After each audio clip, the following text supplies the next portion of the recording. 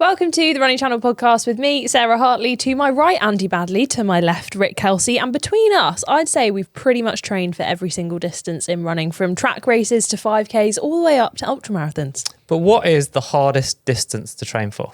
Yeah, I think this is going to ruffle a few feathers, you two, today.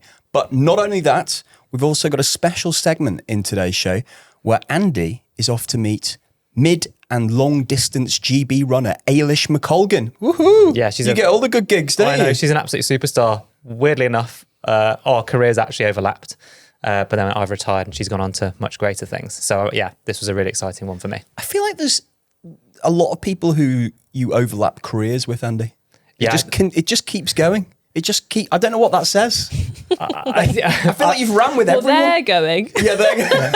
Yeah, I just love a name drop. That's all. That's my priority. Is to just clang. Yeah. That time when I sat down for breakfast with Usain Bolt, for example. Great. Okay. Yeah. We'll be doing that, and also we'll be covering burning questions and the news too. So let's dive in.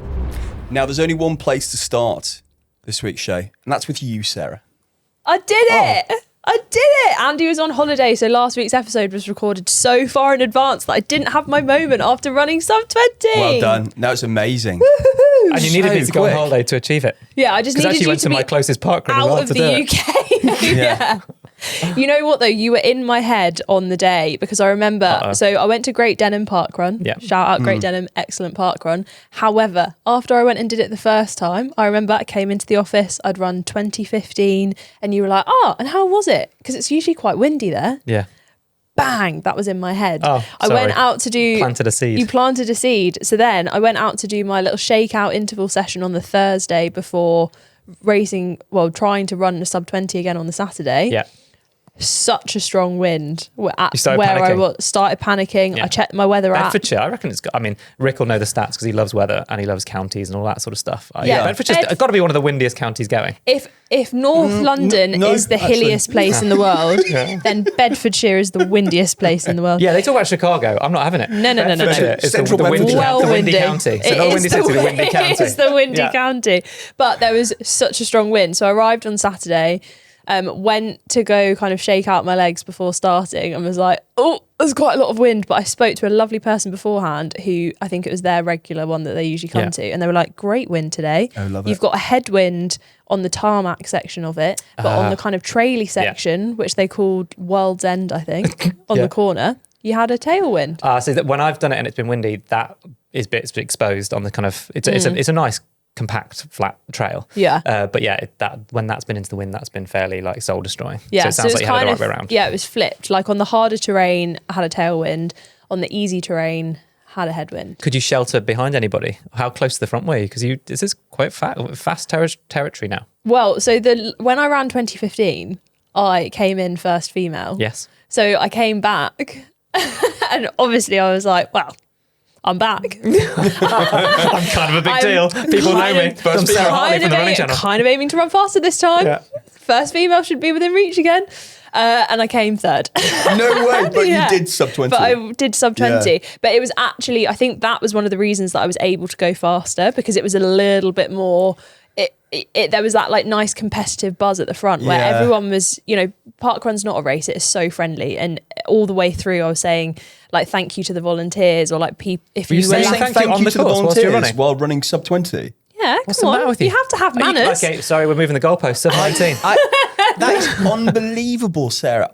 I had one shed of breath left. I think it's brilliant that you're saying thank you, but when I'm pushing myself for a PT. I'd be so cross with you as a placemaker. Yeah. Do you know why? Because I find it, so I have run parkrun every single possible way that you can do it, and I think no matter where I am in the pack, I love saying thank you, because there is such a difference in, like, if you are kind of running right at the front and everyone is like on death's door, we're absolutely hammering it. Yeah. If you say thank you, sometimes the volunteers look at you in such a way of like, are you okay?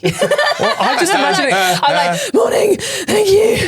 Just imagine that, like, Ingebrigtsen, mid-Olympic final, He's To the lap Yeah, the counter. person doing the lap count, and then someone reaches across and rings the old school bell, and he just turns to me and goes, "Thank you." No, you go tack. Yeah, I'm thinking. Look, to anyone who was volunteering, I might have not said it every single time, but I definitely smiled. I definitely tried to say thank you. I just think it's nice. So actually, and it takes your mind off it for a few seconds. If you're listening to the Running Channel podcast today and you were volunteering at Great Denham Park Run and Sarah didn't, thank you. Oh gosh, on no, your, there's definitely on your marshalling point. It's a Please few can you- laps. Please can you write in and call her out for it, because I think you either did or you didn't. Yeah. You know what? I mean, speaking of volunteering, I keep offering to volunteer, right? They just don't want me. No, really. I continue. I generally think it's easier to get into the London Marathon ballot than it is to volunteer at Hell's Fire Park Run. Do you think it's? I saw that you'd labelled it Hell's Fire Park Run on Strava. Do you think that it's the oversubscribed nature of the volunteering, or do you think that it's the organising committee of the local park run have met you? Or Well, is it like, when are you offering to volunteer? Is I it know- like I know 7 a.m. on Saturday I'll, be morning? there at 7, I'll be there at 7 on I Sunday. sent an email because we've got the help over from the mother country at the moment. Just to clarify that means that Rick has got the in-laws over to help with childcare Has from Canada. flown them over for the Easter holidays. Because we've got the Canadians over. Yeah, there's just Canadians walking around North London looking for wood to chop. Surely they're looking for all of these non-existent, what are they called? Tim Hortons. Yeah, non-existent Tim Hortons. Yes, so I've been offering every week on a Thursday night normally, and the guy who runs Hell's Fire is called Spreadsheet Chris, and he's Is he, or is that what you call him? Well, his name's Chris. Yeah. He's a really good lad. He's got an amazing story, actually, the guy who runs our park run. He broke his neck in a running accident 2 years ago. Wow. And it knocked his confidence for a bit. And that's how he got into volunteering. And now he just does it every week. But he started running again recently. He's an amazing guy. He's super committed. He's the type of guy who also works at a soup kitchen, helps people out just constantly. But he Spreadsheet Chris, I just always get a reply back from him about an hour after I've sent an email. Maybe on the Saturday morning after you've done, your usual routine of setting out at sub 20-minute 5K pace, then dying a death on the hill and coming in about, 22, 30, 23. Can we send him emails just saying we don't need you, Rick? After you've done that, why don't then you say, hey, look, I'm around next week. Do you want some help? I mean, that getting super early. Yeah. Yeah, all right, I'll try that this week. He's not going to do that. Yeah, he's absolutely not. I think he's quite likes the fact that he just he makes He's it's the like, perfect I'm thing. offering, It's like when I just can't. It's like when you're at someone's house and you say, "Would you like me to help with the washing up?" And they go, "No, don't worry about it." And then you feel virtuous because you've asked, you've offered. Yeah. But you haven't actually had to do anything. So just the offer is enough to make you feel good about yourself. You know where I want to get Isn't that what volunteering's about? No, I'm joking. But you know where I get to with volunteering. I'm not sure if every park run does this, but at some park runs you can both run and volunteer. If you can guarantee that you can finish it in a certain time, then you can be a barcode scanner. Oh my gosh, that was always the pinnacle for me. Or you can do the briefing, the new runners briefing, and still run. But the fast guys all do the scanning at the end. For clarification, lots of people who are listening to the podcast do email in and say, "I wish that there was a park run," because we talk about it a lot. Wish there was one close. One word. Yeah, wish there was one close to us, and they haven't had the experience. So just really quickly, it's completely free, so everything is volunteer led. So not volunteered by Rick, but other people. So they rely on people to show up every week and to volunteer. So that's an amazing thing. So big shout out to all the people who do actually volunteer. I'll have my jacket on Saturday. Nice, maybe. And how's your running going, Andy? Well, I had a complete week off running while I was on holiday, nice. which was blissful. Yeah, really, really good. Because before you had said that you were maybe allowed to go out. You did, and just I did. I mean, we're at an all-inclusive hotel, and that's dangerous. Really dangerous. I've eaten more waffles and pancakes in the last. I mean, classic Turkish fare, obviously, in the last week than I've eaten in the last year, I think. But they were delicious, so that was fantastic. Same, I've eaten my own body weight in ice cream, I think, and I enjoyed not having the pressure of. I sort of wanted to go out and do something, but that meant I wouldn't have been able to be on the water slides and in the pool with the kids and things like that. So no, I had a week off running completely. Although a highlight of my week was at about 9:00 one evening. It's a big hotel, and they gathered everyone together for the entertainment that evening. And it was an amazing, actually, they were really good, this dance troupe. And they were recreating, I don't know which tour it was, but a Beyonce tour. Nice. Including lip syncing and stuff. And the kids absolutely loved it. But looking around this room of sort of middle-aged parents with very young children watching an incredibly suggestive Beyonce dance routine was so weird. Really? Yeah, so strange. I was like, this is a little bit uncomfortable. Nice. So yeah, not about running, but that was the highlight of my last week whilst I was away. Nice. Yeah, we missed you. I missed you guys. I saw Sarah's Strava as maybe I was traveling on the day that you did it, of your 5K. And I was buzzing from afar. And then actually I felt incredibly proud that over the weekend, we should give him a shout out here. Over the weekend was the Newport Marathon and also Paris Marathon, where we had a couple of people from the running channel, Jess and Charlotte, running.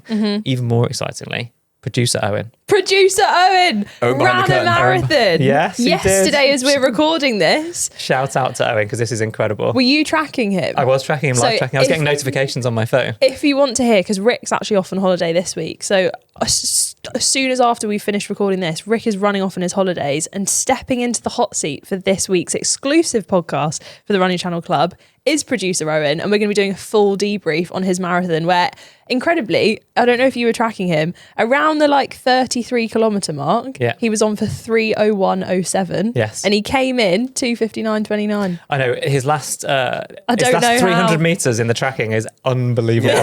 Absolutely unbelievable. Unbelievable to the point where he might have got in a car. Yeah. This office is ridiculously quick. I mean, you probably expect that. I think we've got a really good spread of choice. We've got a good spread of people who haven't trained for certain distances for a long time or haven't ever run particular distances. We've got people running long, slow ultra marathons that are out there all day, and we've got people running 6+ hours for a marathon, right down to a group of people I think around that 3 hour mark as well. This is the first time that we've had a lot of people all training for marathons at the same time, and it is. It's very motivating, but equally yesterday when I was tracking and watching everyone, Paris, Newport, Cologne marathon as well, maybe. I feel like Cologne's in the autumn. Is that now as well? Maybe not. There was another one. Could be. Can't remember. I was watching all of these phenomenal people finish marathons, and I still was in the headspace of rather you than me. Yeah. But well done. I hope your legs are feeling good now. That didn't feel very sincere. Do you two think that the marathon is the hardest distance to train for? Oh, there we go. Segue. Well, sorry, just quickly before we get into that, I just have very, very quickly, if I'm allowed. Do you remember Conrad, who sent us a poem? Oh yeah. And Andy read out poems for me and you. I think I headlined the episode with his poems. So he sent 2 for you, Andy. Would you like to hear Guess Who, or would you like to hear Boss Badders? Ooh, Boss Badders sounds better. Okay, right. There once was a man, Andy B, who founded the great TRC. He likes fields and stuff, says your best is enough, and inspires people like me. Oh, stop it. Sweet. Oh, Conrad, thank you very much. I really want to hear the other one now, though, as well. Guess Who, or was that just greedy? Oh, wait, hang on. Oh, no, sorry, he sent 3. Hang on. Gosh, There's Guess Who. Guess Who's pretty good. Bald-headed, with legs that are bandy, a hovercraft who is quite handy. Olympics back then, now has kids, more than 10. Have you guessed? It's our very own Andy. Well, I think I preferred the first one I asked for. So good. But what is the hardest distance to train for? Because Andy has trained for everything from 1,500 all the way up to a marathon. Yeah, technically 800, I suppose, probably as well. Oh yeah, 800. I know, appreciate that. That's a nuance that's lost on most people who wouldn't differentiate between anything faster than 5k pace. It's round a track. Me and Rick have done 5k all the way up to marathon. I've done an ultra marathon. I'm going to come in punchy.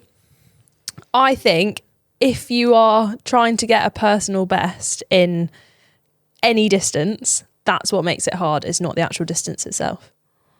So whether you're running it for the first time or you're trying to run the fastest you've ever run something, that's the hardness, not the distance itself. Ooh, interesting. Before, I think, Rick, did you do steeplechase at school? I did. Yeah. Excellent memory. Thanks. Yeah. Yeah, incredible. Just a vision of you over the majestic is in inverted commas over the water jump. Like a gazelle. Yes. You know what I'm imagining? I'm imagining you shuffling up, stopping, Putting his hands on. putting your hand on, leaning over, swinging your leg over, having a drink, cupping your hands in the water, throwing over your face, army rolling, and then carrying on. Well, do you remember anyone who did anything on the track or even like your school field in sports day or whatever at school ages? will remember that when it came to one of the steeplechases, the boys or girls steeplechase, whatever it's going to be, and whatever distance it was, just everybody that was spectating just went and gathered around the water jump. Yeah, exactly. So that the whole of the rest of the track's deserted, and everyone's just waiting there like, whoa. And then Rick came. Yeah, I mean, whoa, splash. yeah, I ran that competitively for 2 years in sixth form. Did you? Yeah. So I was traveling around the country doing it for a bit. I think the answer to this question... Travelling around the country. He's a travelling steeplechaser. Similarly to how at university. I'm pretty sure I came last in every single race. Did you? Yeah, but I loved it. That was me in the 800. Was it? Yeah.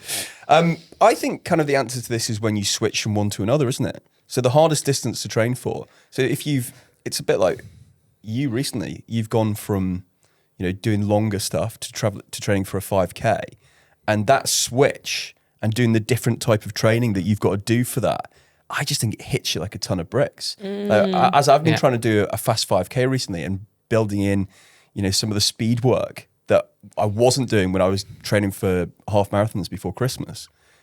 It's just like you are just a different type of exhausted because your body, your muscles are working in different ways that they weren't doing previously. Yeah, I had 2 stages of my life to talk about this. So one would have been when I was my teens and then professional career. And my answer to this would be I always wanted to run the shortest possible distance. Yeah. So I did the 4x1 at school, like the 4x100 meter relay. But really, and I was doing long jump, and 800 was the distance that I'd settled on. And I just didn't want to go any further because I was like, well, why would I want to run further? So, and I think that most people probably I don't know whether the 200 and 400 meter guys would say, yeah, I'd rather be a 100 meter guy. But I would have been. I'd rather train for the 100. And then I just end up stepping up through the distance. And then 1500, actually, I was much better at it because I'd been in denial when I was running the 800 meters. But then, and then I was getting older, getting slightly slower and injuries and so on. Then I was like, well, I'll do the 5K. So I loved doing the fast stuff, and I only wanted to train as much as I had to train to do that thing. But even though I was only running for 3.5 minutes, I was running 90 plus miles a week. What would you say is harder? The longer? I still think mentally and possibly physically, for me, the longer it is, just the hard, more volume of training, more time on my feet, more time out there during the week training, I found much more difficult. But then interestingly now, going back to do the fast stuff, physiologically, I find that easier. That's my wheelhouse, and I find it comfortable to do that. But physically, in terms of, I guess, my muscles and tendons and so on, my body objects to trying to run fast. So it's easier for me perhaps to go and run a half marathon or a marathon than it is to do the really fast stuff for a 5K anymore. Interesting. Well, someone else who has also stepped through lots of different distances is Eilish McColgan, who you are going to catch up with. So similarly to you, Rick, she started as a steeplechaser, or certainly that's how I remembered her when I was competing. She was running the 3,000 metre steeplechase, stepped up to the 5K and the 10K, where she's been phenomenally successful on the track, and then now running her first ever marathon at London, which has been a long time coming. Of course, a few half marathons in between. So a really exciting one to watch out for in London. Yeah, it's the first time Eilish McColgan and me have ever been mentioned in the same sentence. We're going to dive straight in and pick up a conversation that we're having on the podcast, which is which distance is the hardest to train for? You can sit on the fence if you want. That's basically what Sarah did in the podcast. I think it's harder to train for the shorter distances because of the kind of the pain that you put yourself through. It's sort of harder physically for me to train for the shorter distances, and then moving on to longer distances like the marathon, that's more like the mental pain of it's not actually that difficult for the first little period, and then it just gets harder and harder, and it's fairly attritional. So what do you think? Which is the hardest of the ones you've trained for? To be honest, I agree with that to a certain extent. I think the shorter distances, it's like, I say they're both painful, but there's a different type of pain trying to run a 5K flat out. Like, it just feels, it's even more so when you go to marathon training, like coming back down to that 5K work, you feel like you're sprinting from start to finish. And similarly, I feel like that with the 10K as well. I feel like it's like a long, horrible, hard sprint. But there's a different type of pain for the marathon. It's hard to explain it unless you've done the type of training. I'd say it's like a longer, it's not as intense. It's not as, it's just, that's the only way I can describe it. It's not as intense. It's not as that like lactic feeling where you just can't move. In the marathon, there's like an overall general fatigue that just builds and builds and builds and slowly builds. And it's almost like a mental game to like keep pushing through that fatigue. You have to push through it for so much longer in the marathon, which is I think mentally a really hard thing to do. Yeah, I'm fascinated by this because I think loads of people assume that elite athletes, even if, because you started, just for context, you started at 3,000 meter steeplechase. That was what you ran your first Olympics in 2012, I want to say, and then stepped up to 5K and 10K for the next two Olympics. And that there's an assumption that you'd have your like nutrition really nailed it and you'd be used to eating and drinking on a run. And yes, you have as an elite in London, you have the luxury of kind of drink stations that are dedicated to you, so you can choose exactly what you're going to have and you know exactly when they're going to be and all that sort of stuff. But I found it scary to like go out on a long run and actually have to think about all of that stuff, which normally you just go out for a run, right? You're like, I'm going to run this route. It's going to take me this long. I'm done. Be like, okay, now like I'm going to set an alarm or whatever for my eating. So how have you found that? And I actually saw an Instagram clip where you were saying you knew you wanted to get to 80 grams of carbs an hour, but you were only at 40 grams an hour and you're kind of balancing the drinks and gel combination. Yeah, to be honest, that has been one of my biggest challenges, is actually taking on board fuel as I run, because as you said, it's never something I've had to worry about. Even when I was doing like 10Ks on the road and even up to half marathon, like I'm only out there for just a touch over an hour. So it's not really, as long as I have a good breakfast in the morning before I go, I'm adequately fueled for that half. But for the marathon, it's just a completely different ballgame, being out there for 2 hours plus. I know that I need to be taking on gels and drinks, and I know that it can make a huge difference to performance as well. I mean, there's so many studies out there. I mean, everyone knows now that is what you need to do for the marathon distance. So it was about trying to find, I suppose, the right fuel for me. It's been difficult trying to work out, do I prefer drinks? Do I prefer gels? I think personally at the moment, I'm swaying towards gels just because I'm finding them easier to take at speed rather than having to try and take the drinks. It's been definitely a challenge. But as you said, a lot of people just assume. I remember when I posted that reel, somebody had messaged me saying, oh, I thought you'd have been doing this for years. Like you would have already nailed or that you would already do like 20 odd mile runs. And I'm like, nope, never done that in my life. Like this is all brand new to me as well. So at the moment I've been using the Science of Sport Beta fuels and they've been working really well. I really like the neutral ones just because there is no taste. And so some of the flavors, I think as you can get towards the end or you're working really hard, it can be like quite a bitter. Some of them are bitter and some people don't like them. Some people like them. Personally, I don't mind that. I think it almost like wakes me up a little bit, that little bit of a sugar rush. So at least you know you're taking in something. But the neutral ones have been really beneficial. So I think that's what I will use on race day. And I think the last gel that I'll take will be one of the nootropic ones, which I've really enjoyed taking. There's a bit of caffeine in those. And so I do just feel like you get that energy boost, but there's something like a little bit, that extra % at the end. It has been making quite a difference on the long runs compared to not fueling at all in them. My understanding, the beta fuel from SIS, that's got 2 different fuel sources in one gel essentially, and it's almost twice the volume of carbohydrate. So they have 40 grams per gel, I think. So It's a bit easier to get enough in an hour. Because that's the trouble as well. If you're not used to eating and drinking on a run, just taking stuff in, like it stops you from breathing the same way as you'd normally breathe on your run, and you're absolutely hammering it as well. Like I guess what's your average pace that you're running? I was about to say that's been one of the most difficult bits, is taking it on at speed and then trying to keep my breathing, because sometimes I've sort of panicked and then my heart rate shoots up and I think, oh my God, then I need to like calm myself down again so I think that's why the gels have been a little bit easier. And I feel the same thing as well. Like I know we're really privileged. We have aid stations, as you mentioned earlier, like every 5 kilometers, but there's always chaos at those aid stations. You see people fall over. The other year, Stefan missed a drink and then ran backwards and grabbed our drinks. So I think for a bit of reassurance, I'll probably have like a gel in my crop top and just know that if I miss a drink, it's okay. I've got those gels as backups, which is the benefit of wearing a crop top as a woman. I can just shove them down my top and be on my way. But pace wise, I haven't actually been doing any hard long runs at all. Obviously, all my hard sessions have just been longer tempo efforts, either on the track or roads. But I've tried to keep an element of track work in there. Very different to when I was obviously training for the 3K, 5K, but a lot longer reps, a lot more tempos, but still keeping on the track to just keep in touch with that speed. But long runs, to be honest, easy pace. So anywhere for me, well, easy is sort of 6 30-minute miling to around 7-minute miling. I'm at altitude as well, so obviously I have to take that into consideration too. But I think that's maybe something we might look at for the next block. But for this block, we've kept everything almost like getting time on feet rather than focusing on the pace of things. Yeah, because it's been a long time coming, right? 2023 was the big build-up and the big debut, and then obviously injury struck. Taking a little bit of time to get to here. And then there's family history as well. So obviously your mum won London, I want to say 96, and then set a PB in 97, I think.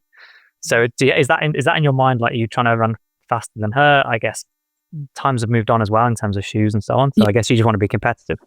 Yeah, like I've never, and as a kid, like I never ever thought I'd be running the London Marathon. I thought I might be there in the mass race, like just like everyone else, and raising charity funds. Like that for me was more realistic, because at the time I never saw athletics being a career for me. Like I wasn't that sort of level of kid, you know. As a teenager I was good, but I was never one of the best, and so I never felt that was like a pathway that I could remotely take. And certainly even distance wise, you know, starting out at like 1500 3k, I never believed that one day I'd end up running a marathon. So it feels surreal now to actually be on the elite start line and doing it so many years after my mum, because I was there watching as a kid. I mean, in 1996 I would have been 5 turning 6 years old, and I have like memories of my mum doing it, but not really. I'm so young that like I don't know what she's up to. Do you know what I mean? I don't know what London Marathon really is. I don't know how big it is.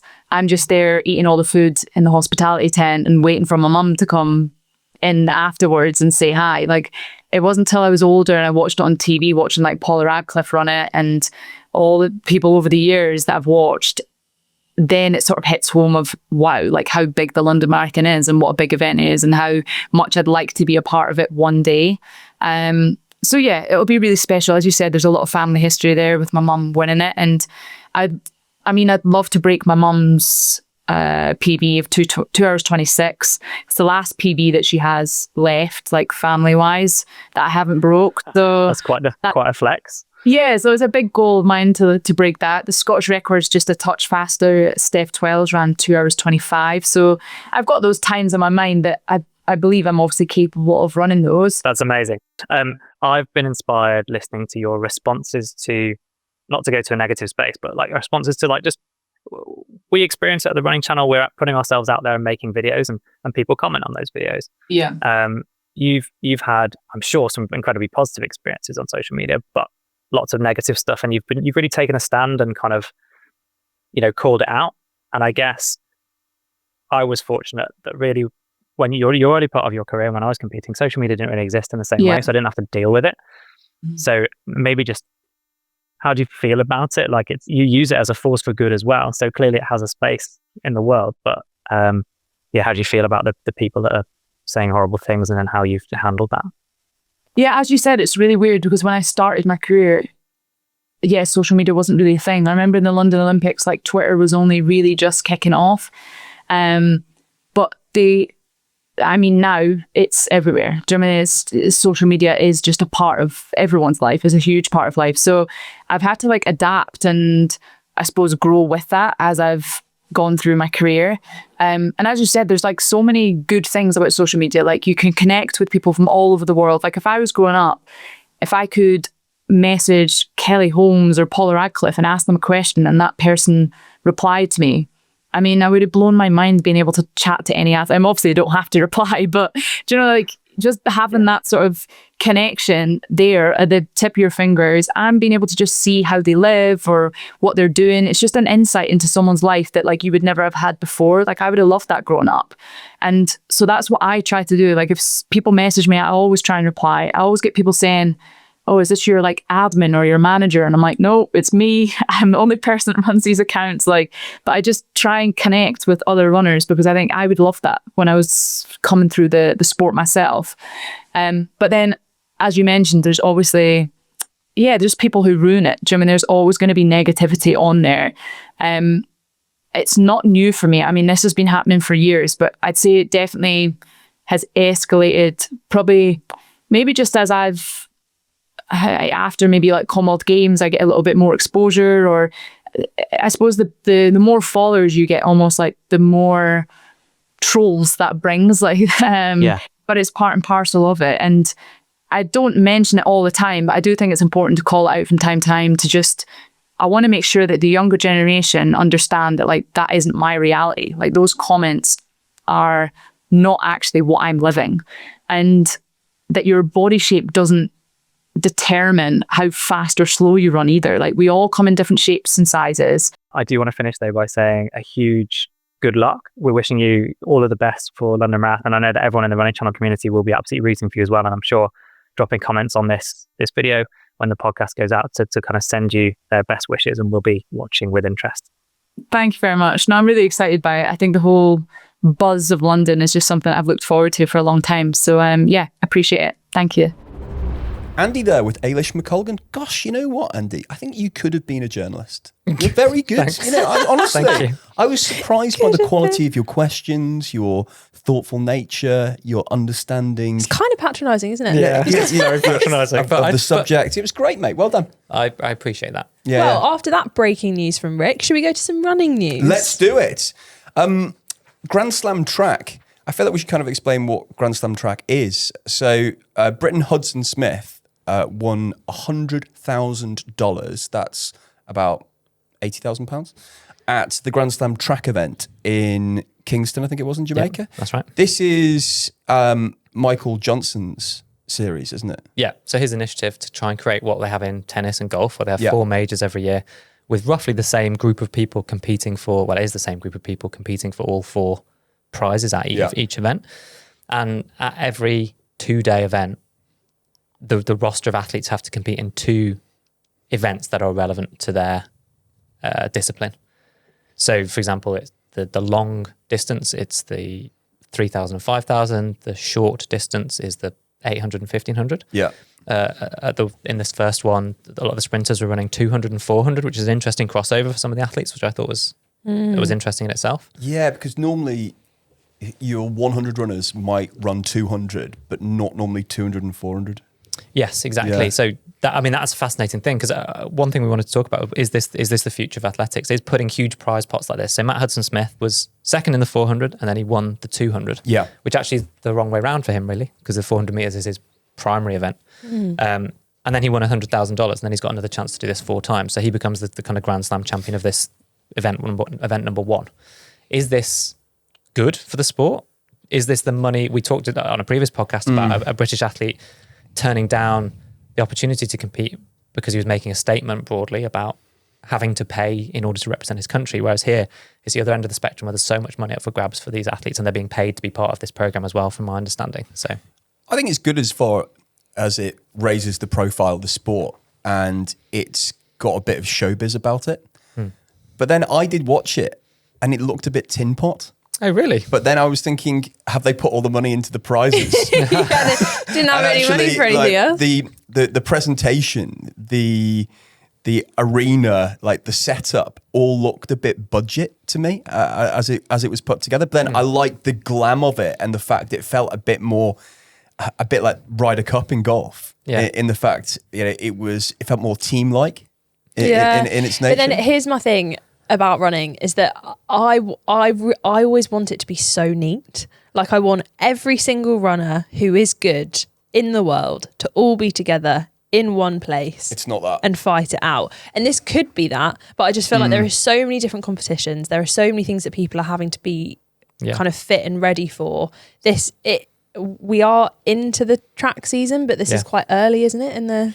Yeah, often so we're talking April time now. Yeah, it's very early for people to be competing at the top of their game, especially when you think about the fact that the World Championships are in September. So if people are going to be like competing and fit, then are we just going to see a spattering of like, well, this person won this, but then this person wasn't here, and then this person won this, but then this person wasn't here, and then that person won that, but then they weren't there. But then that's what I've said we've always had. So I think that the Diamond League has, and previously when I was running it was the Golden League. Before that was always like that. Like you would go, there were 6 or 12, however many races on that circuit, and the lineup in every single one was different. Yeah. So then how do you get invested in the sport where, like, we love the rivalry between Ingebrigtsen and Kerr, for example. Over the men's 1,500 meters. How do you get invested in it if you don't know who anyone is? So like the big 4 in tennis, Djokovic, Murray, Federer and Nadal for that period. That was what made it exciting. When we've just had the Masters golf and that amazing playoff between McIlroy and Justin Rose and their Ryder Cup teammates, and you've seen them at every major for the last 10 or 20 years. Yeah. Like, is that...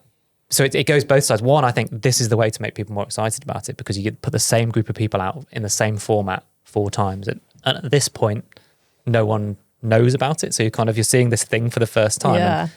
But then at the same time, if it's restricted to the same 8 people, because in golf, you can have a field of 90 or however many players there are that start a major. And in tennis, it's obviously a lot as well, because you're playing 7 matches. Yeah, hundreds. In this, you've got 8 lanes, or maybe it's 12 in the distance, whatever it is. Like, how do you... I just think it's good for the sport, though. It's exciting. Like, athletics needs this showbiz. It needs this glam. It needs the lights. It needs the crowds getting really excited, because I think too many people think that the current setup of athletics is a bit boring. I'd be interested to hear an athlete opinion on it, though, of like, is this a wanted thing within the season? Does it feel like there's a lot of pressure, but actually you do need to go for it if you have the opportunity, because the money is kind of life-changing? Yeah, is it the equivalent of the live golf? If you're familiar with that, where that's slightly different because of there's a control, like it can be considered controversial for where the money comes from. But then there was so much money on the table where like golfers were like, well, they're already very wealthy people, but they're saying that's life-changing amounts of money, and then that changes it. So I reckon you'd get different opinions from people depending on whether they're in the group of people who have been asked if they want to be part of it, and in the group of people who haven't been asked if they want to be part of it. Because Liv's a really good example, Andy, actually. That splits our house down the middle. Oh, really? Yeah. Like, because we're a big golfing house, but half of our house feel strongly about Live one way and half the other. Yeah. What do you think my way is? I have no idea, and I wouldn't even like to guess about that. So, Should we quickly segue on to questions? But do email in podcast@therunningchannel.com. What are your thoughts? What do you want to see from athletics? And would you like to see us cover this a little bit more, or are you not interested? Questions. Starting with Amy. We don't know Amy's surname. We don't know where she's from. We don't know her age. We don't know anything about and Rick's Amy. Totally fine about it. Rick, it really doesn't bother him at all. Are you going to let us answer this question then? Oh, yeah, there is a question. No, but I mean, is Amy's request void because she hasn't provided any of the required information? No, because then there'd just be a load of blank air at this point. So it's not void. I wanted to ask Sarah what the psychology book is that she mentioned a few times in episode 112. It sounds very interesting. Any other running psychology book recommendations would be fantastic. Do you know what? I clearly did such a bad job of saying what this book was, because I've had so many DMs asking me. So I'm going to say it loud and clear now for everyone listening, because it is a great book. I haven't finished it yet, but I'm kind of digesting it bit by bit. So, and it's helped you get your 5K? And it did help. Yeah. So the specific technique that it gave me that I used in the final 5K was a 5-4-3-2-1 method of 5 things you can see, 4 things you can feel, 3 things you can hear, 2 things you can touch, 1 thing you can taste. Okay. The hear and feel might be the other way around, but essentially it distracts you, but it's a grounding technique to get you to like focus in on stuff. But the book is Strong Minds by Noel Brick and Scott Douglas, which is very good. I've also on the go at the same time, because a lot of people recommended this one, is How Bad Do You Want It by Matt Fitzgerald. Matt Fitzgerald's the 80-20 guy. Yeah. So he's got a book about the 80-20 training method. But there are lots of, if you go onto my Instagram, I have an entire Instagram story highlight reel of every single book, because there's also some incredible ones by Josephine Perry. Yes. Who actually, so many people recommended Josephine Perry's books. And then as I was going through, because I did a question box, and then as I was going through, she had messaged as well. So I'm actually going to speak to her soon. So if you're interested in running psychology, I'm working on it. And I feel like a few years back, we might have even mentioned Josephine Perry. I think she had some gift boxes for like as part of like Christmas gift guide for runners. Or I think she did. Yeah. Anna also spoke to her as part of her Berlin Marathon series. Oh, amazing! So I can also recommend. It's not running specific, but it is psychology, but in a very kind of easy to understand way of digesting it. It's Dr. Steve Peters' book, The Chimp Paradox. So yes, that was also recommended. So Steve Peters is like, they often talk about Ronnie O'Sullivan, the snooker player. He worked extensively with British cycling and Sir Chris Hoy and Team Sky and all of that team back then. and was credited with a lot of their psychological success. Victoria Pendleton, all of these amazing athletes. And it broadly boils down to, this is massively simplifying quite a complicated subject, but that you have your chimp, which is your emotional response to situations. And you need to recognize when you're responding with your chimp as opposed to your kind of computer, which is your like rational, sensible way of processing stuff, where you know that that's not something you should be worrying about. It's fantastic. But your chimp is responding in this way that says, throw stuff at it. Because it made me really want to read it. Honestly, this topic is fascinating, and I want us to be like, I want myself to be like fully understanding of it before we go into it a little bit more. But if you are interested in this topic too, let us know, because I would love to do more stuff on this. All right, super. Have you got a favour to ask before we go? I have got a favour to ask. Have you actually? Or has Rick just put you on the spot again and you've got no idea what's going on? Every week. No, I do have a favour to ask. We would love to know, who do you want us to talk to in the running space? Email it in podcast@therunningchannel.com. Are there any topics that you would like us to cover in future podcast episodes? Specifically, Rick loves a debate. So actually, no, let's be more technologically updated. I think on Spotify now you can comment on the episode. You can. So if you are listening on Spotify, don't worry about the hassle of an email.